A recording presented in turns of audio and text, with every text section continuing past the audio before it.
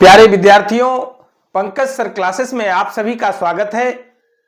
आज इस चैप्टर के दूसरे क्लास में हम लोग चिपको आंदोलन क्या है, कौन किया था चिपको आंदोलन, क्यों किया गया था चिपको आंदोलन, बांध परियोजना क्या है और जल संचयन किस प्रकार से किया जाता है और इनसे जुड़ी तमाम बातों की विस्तृत जानकारियां आज के क्लास में हम लोग सीखेंगे। आइए देखते हैं। सबसे पहला जो टॉपिक है आज का वो है चिपको आंदोलन। बड़ा ही इंपॉर्टेंट नेचर का टॉपिक है और मैं बता दूं आपको, चिपको आंदोलन केमिस्ट्री में पढ़ रहे हैं, जीव विज्ञान में भी मिलेगा, भूगोल में भी मिलेगा और नागरिक शास्त्र में भी मिलेगा। यानी ये जो चिपको आंदोलन देख रहे हैं ये बहुविषयी टॉपिक है, इसलिए इसको हम लोग इन डिटेल बात करेंगे बिल्कुल आसान तरीके से। आइए, चिपको आंदोलन, चिपको शब्द चिपकने से लिया गया है ना। एक समय था कि जब जंगलों के वृक्षों को स्थानीय ठेकेदारों के मदद से साफ किया जा रहा था, काटा जा रहा था। लेकिन जो जनजाति लोग हैं, ट्राइबल लोग हैं, उनके लिए जंगल और वृक्ष ही सब कुछ होता है ना। क्योंकि वो जंगल में रहना, जंगली जीवों से अपना जरूरत को पूरा करना, इसलिए अगर जंगल साफ हो जाएगा, जंगल समाप्त हो जाएगा तो उन्हें जीवन यापन में कठिनाई होगी। और इसलिए चिपको आंदोलन किया गया। कब किया गया? तो 1970 के दशक में। कब किया गया? 1970 के दशक में। 1970 के दशक में गढ़वाल, जो उत्तराखंड राज्य में है, उसके पहाड़ों पर स्थित रेनी ग्राम में, हर शब्द से आपको ऑब्जेक्टिव पूछता है, तो रेनी ग्राम में इमारती लकड़ी के ठेकेदारों के हाथों वनों का, जंगलों का विनाश रोकने के लिए स्थानीय स्त्रियों ने, स्थानीय महिलाओं ने पेड़ों से चिपककर एक जन आंदोलन किया था कि पहले आप मुझे काट दें, मार दें, तब वृक्ष को काटेंगे। इस तरह से अपने आगोश में लेकर के चिपक करके यह आंदोलन किया गया था। अब है 3 सदी पूर्व, 300 वर्ष पूर्व राजस्थान के खेजरी ग्राम में पेड़ों से चिपककर स्त्रियों के जान देने की घटना, जो बिश्नोई समाज से थे। कौन थे? बिश्नोई समाज से थे। और ये पेड़ों से चिपक करके जान देने की घटना की याद में लोगों ने इस आंदोलन को कौन सा आंदोलन नाम रखा? चिपको आंदोलन नाम दिया, है ना। फिर से एक बार देखें कि सबसे पहले उत्तराखंड में चिपको आंदोलन नहीं हुआ, सबसे पहले राजस्थान में हुआ और वहां बिश्नोई समाज के लोगों ने 300 वर्ष पूर्व खेजरी ग्राम में पेड़ों से चिपककर स्थानीय महिलाओं के जान देने की घटना की याद में लोगों ने इस आंदोलन को क्या किया? चिपको आंदोलन नाम रखा। इस तरह से आगोश में लेकर के महिलाएं वहां की चिपक गई और स्थानीय ठेकेदारों के द्वारा उनकी हत्या कर दी गई और उसी के याद में इस आंदोलन को चिपको आंदोलन नाम दिया। इस आंदोलन का समर्थन, आइए, इस आंदोलन का समर्थन सुंदरलाल बहुगुणा और चंडी प्रसाद भट्ट जैसे लोगों ने भी, समाज सेवियों ने भी समर्थन किया। इस आंदोलन ने न केवल ठेकेदारों को हरे भरे वृक्षों को काटने से रोका, बल्कि सरकार एवं आम आवाम का ध्यान पर्यावरण सुरक्षा संबंधी आवश्यकताओं की ओर खींचा। लोगों को एहसास कराया यह आंदोलन कि वृक्ष का भी हमारे लिए महत्व है, पर्यावरणीय संतुलन अगर बनाए रखना है, हमें स्वस्थ जीवन जीना है, तो हमें प्रकृति को बचाना होगा, वृक्ष को बचाना होगा, वन को बचाना होगा। और इस आंदोलन ने उन्हें एहसास कराया कि अगर वृक्ष नहीं रहेगा तो हमें प्राणवायु ऑक्सीजन नहीं मिलेगा, और जब ऑक्सीजन नहीं मिलेगा तो हमारा जीवन संभव नहीं है। अगर वृक्ष नहीं रहेगा, जंगल नहीं रहेगा तो बारिश नहीं होगी, और जब बारिश नहीं होगी तो जल संकट उत्पन्न हो जाएगा। इन सब सारी चीजों से इस आंदोलन ने लोगों को एहसास कराने का काम किया। आगे देखेंगे कि ये बांध परियोजना से जुड़ी बातें बड़ा ही इंपॉर्टेंट है। हम लोग भूगोल में पढ़ेंगे बहुउद्देशीय परियोजना। कौन सी परियोजना पढ़ेंगे? बहुउद्देशीय परियोजना। और उसी से जुड़ी बात यहां पर भी हम लोग सीखने जा रहे हैं। बहुउद्देशीय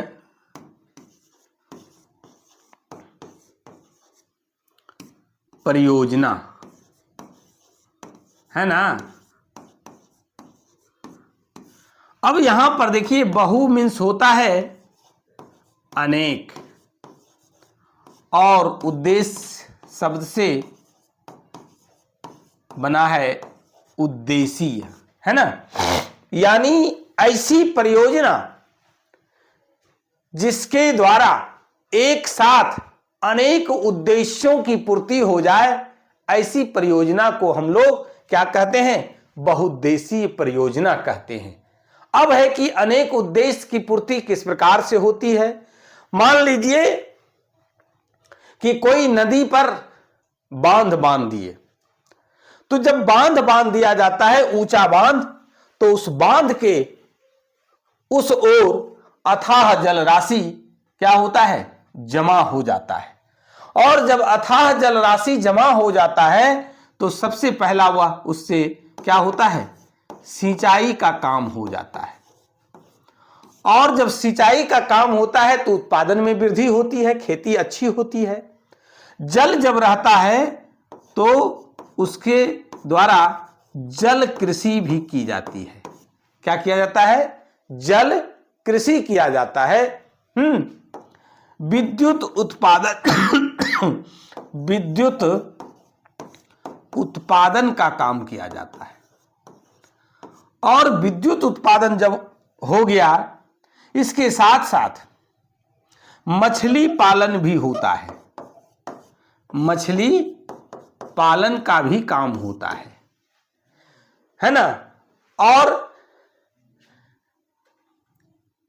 नौका विहार भी कर सकते हैं, बोटिंग जिसको बोलते हैं, है ना।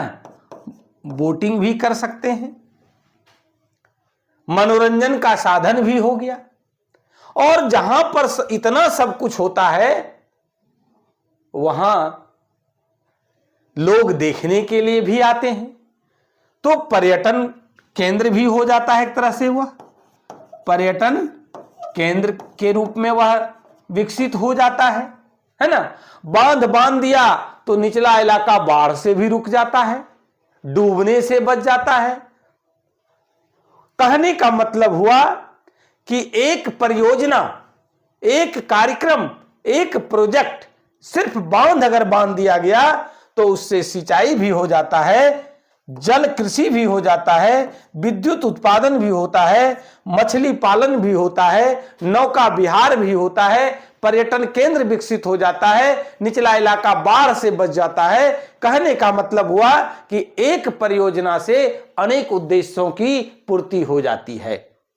इसलिए इस योजना को बहुउद्देशीय परियोजना कहते हैं। अब आइए हम लोग टॉपिक पर, ये सारी बातों को फिर से हम लोग भूगोल के क्लास में पढ़ेंगे जब ज्योग्राफी पढ़ने लगेंगे तो उसमें इन डिटेल में हमें बहुउद्देशीय परियोजना पढ़ना है। अब आइए बांध पर आते हैं। तो बांध सिंचाई के लिए जल की उपलब्धता को ही बरकरार नहीं रखता है, बल्कि इससे बिजली भी उत्पन्न की जाती है, जिस पर अभी हमने बात किया। बांध के जल को सिंचाई के लिए नहर द्वारा दूर दूर तक ले जाया जाता है, यानी बांध बांधने से यहां पर क्या कह रहे हैं कि बिजली भी माने जो है उत्पादन की जाती है और सिंचाई के लिए भी जल उपलब्ध हो जाता है। बांध के जल को सिंचाई के लिए नहर द्वारा दूर दूर तक ले जाया जाता है। जैसे राजस्थान में जो मरुभूमि है वहां पर है ना, बालू ही बालू है, रेगिस्तान है, और वैसे जगहों पर जहां पानी नहीं है वहां पर इंदिरा गांधी नहर बनाया गया और राजस्थान के बड़े क्षेत्र को हरित किया गया। वहां जल की उपलब्धता सुनिश्चित की गई, जिससे क्या हुआ, वो इलाका हरा भरा हो गया, वहां फसल उगने लगा, लोगों को जल उपलब्ध हो गया, है ना। जल ही जीवन है। जल संकट की जो स्थिति उत्पन्न थी वहां पर इंदिरा गांधी नहर के माध्यम से राजस्थान के बड़े क्षेत्र को हरा भरा किया गया। अब आगे आइए, उसी में से एक टिहरी बांध परियोजना है ना। टिहरी बांध परियोजना, बांध समझ रहे हैं, परियोजना समझ रहे हैं, टिहरी जगह है। आइए उस पर भी बात करते हैं हम लोग।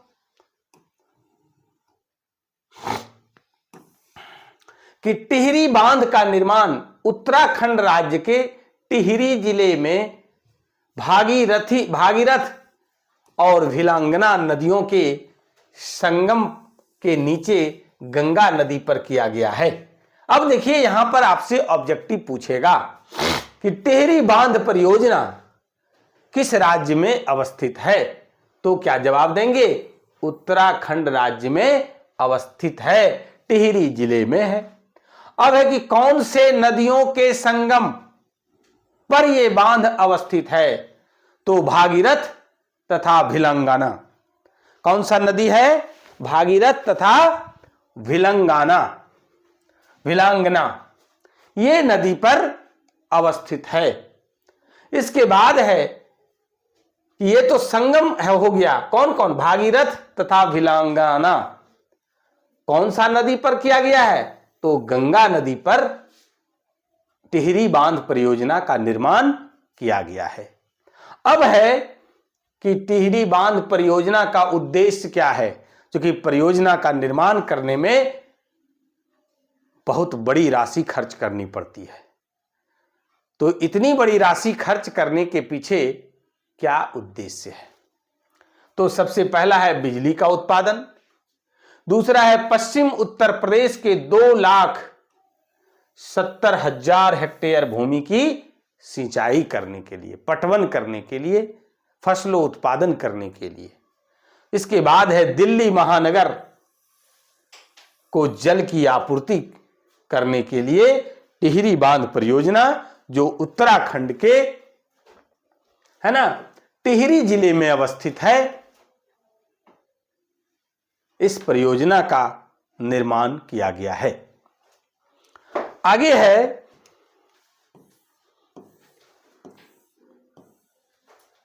कि बांध निर्माण से उत्पन्न पर्यावरणीय समस्याएं।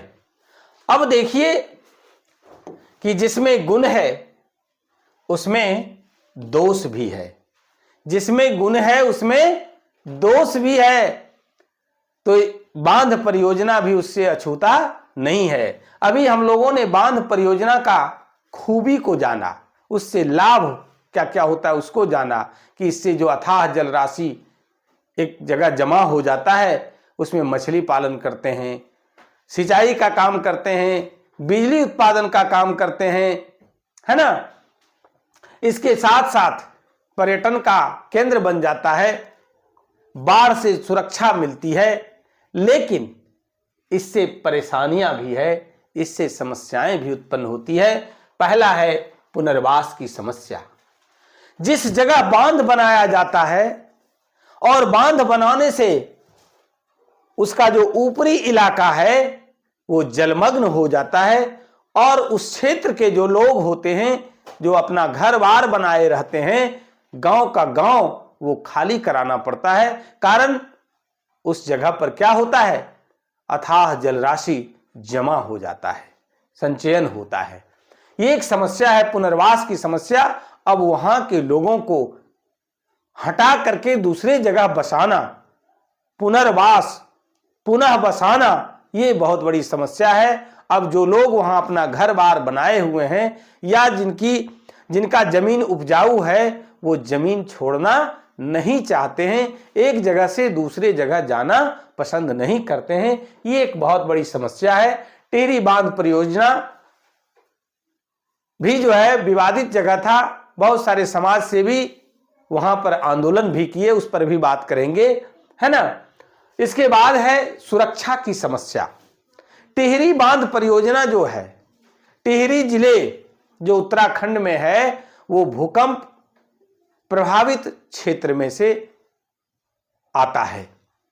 अगर भूकंप आता है और बांध में दरार उत्पन्न हो गया तो जो अथाह जल है जमा परियोजना के माध्यम से बांध बांधने के कारण वो जल फिर क्या होगा, इस पर बात कर रहे हैं। फिर क्या होगा, निचले इलाकों में तबाही मचा देगा, बाढ़ जैसी स्थिति उत्पन्न हो जाएगी, अपार धन और जन की क्षति होगी, निचला जो इलाका है वो जलमग्न हो जाएगा, है ना। माल मवेशी, घर बार, बच्चे बूढ़े, महिलाएं पर बहुत बड़ा संकट आ जाएगा, बहुत बड़ी समस्या उत्पन्न हो जाएगी। ये बांध परियोजना से, बांध निर्माण से उत्पन्न पर्यावरणीय समस्याएं हैं। और होता है,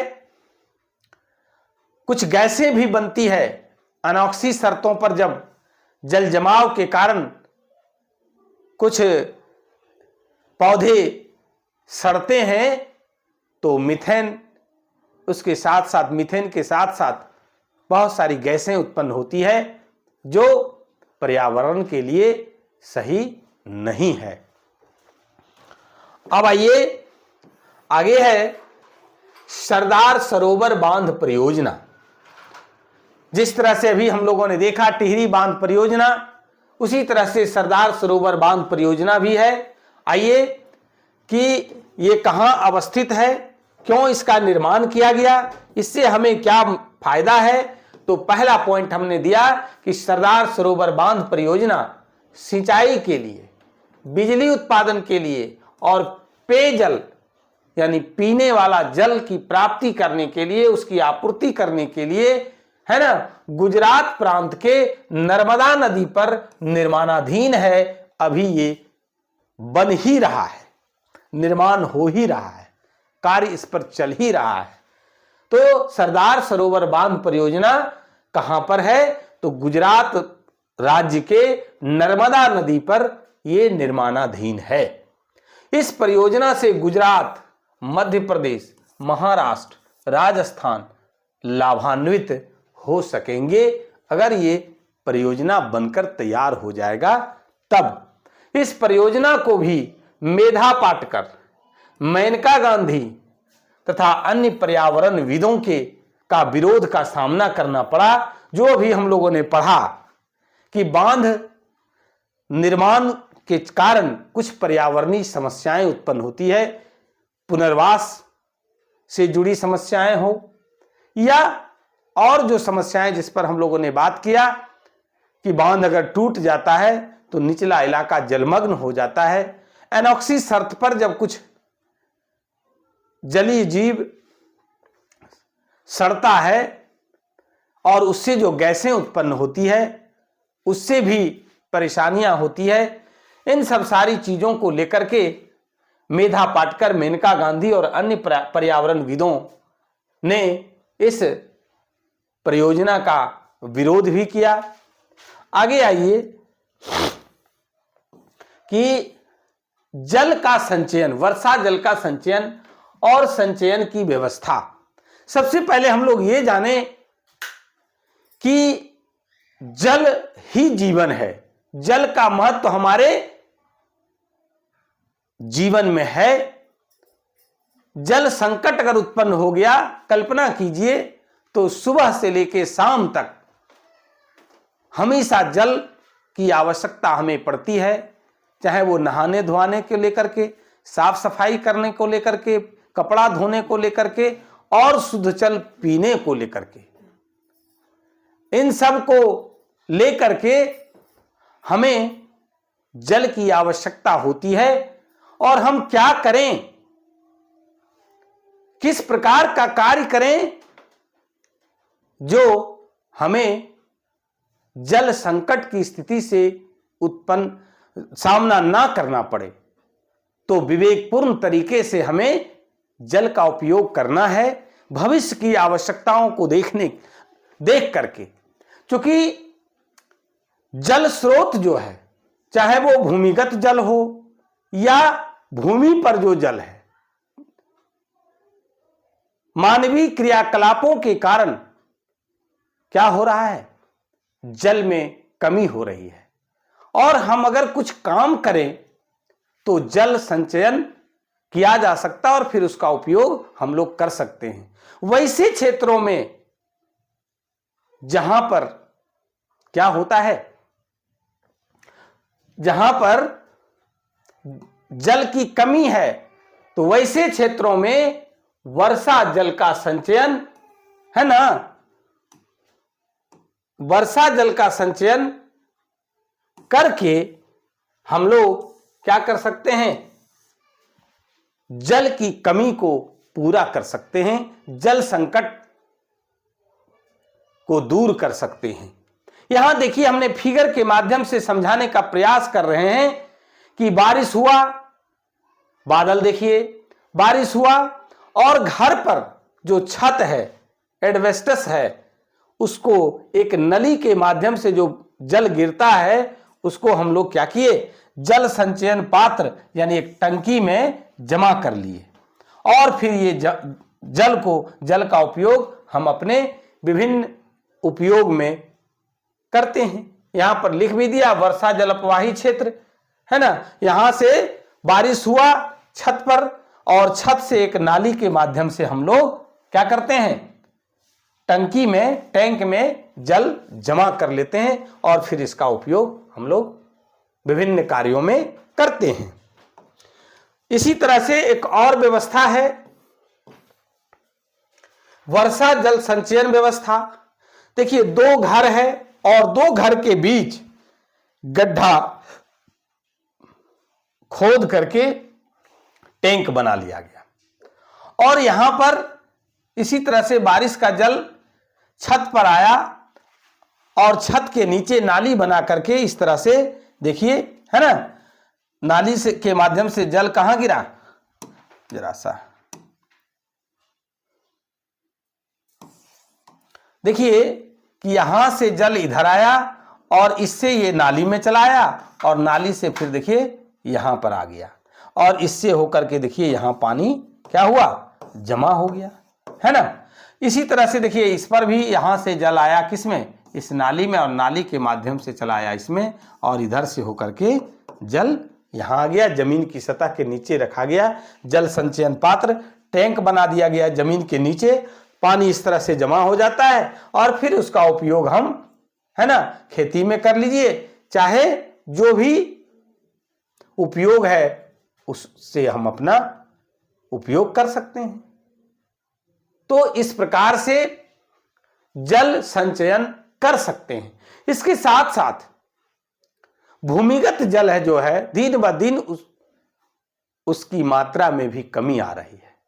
भूमिगत जल की पुनर्पूर्ति हम लोगों को करना चाहिए, और पुनर्पूर्ति कैसे होगा, वर्षा जल के माध्यम से जमीन से रिस करके कुछ जल जाता है, हम घर में प्रत्येक दिन हजारों लीटर जल का उपयोग करते हैं। अगर उसको हम क्या करें, सोख्ता बना करके, टैंक बना करके सारा जल को उसमें क्या करें, डाल दें, है ना, तो वो फिर से धीरे धीरे कहां चला जाएगा, जमीन के नीचे, जहां से हम जल को ट्यूबवेल या मोटर के पंप के माध्यम से निकालते हैं, पुनः जल वहीं चला जाएगा, यानी जल की पुनर्पूर्ति होगी, है ना। भूमिगत जल में जो कमी आ रही है उसमें क्या होगा, फिर से पूर्ति हो जाएगा और हमें जल की कमी या जल संकट से हम बच जाएंगे। आज के क्लास में हम लोगों ने क्या सीखा, चिपको आंदोलन क्या है ना, और बांध परियोजना क्या है, बांध परियोजना का उद्देश्य क्या है, बांध परियोजना से उत्पन्न समस्या, कौन कौन सी समस्याएं उत्पन्न होती है, और वर्षा जल संचयन और उसकी व्यवस्था की किस प्रकार से हम आसानी से वर्षा जल को जमा कर सकते हैं, क्योंकि जल ही जीवन है। जल बहुत ही हमारे लिए क्या है, एक उपयोगी और महत्वपूर्ण संसाधन है। जल के बिना हमारा जीवन संभव नहीं है। तो इन सब सारी बातों की जानकारी आज की क्लास में हम लोगों ने ग्रहण किया। आज की क्लास में बस इतना ही। धन्यवाद।